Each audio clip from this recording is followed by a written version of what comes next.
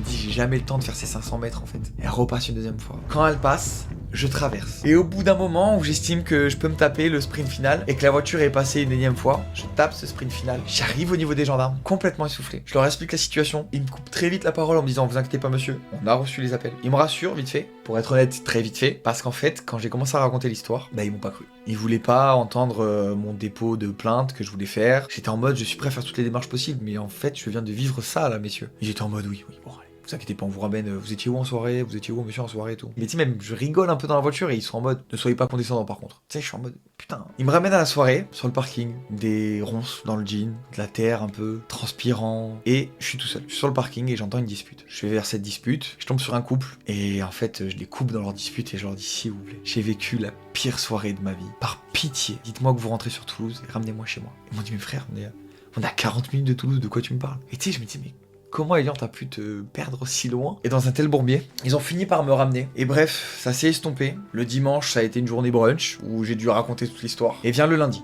pour reprendre le taf. Et c'est là que je vous offre la cerise sur le gâteau, les potes.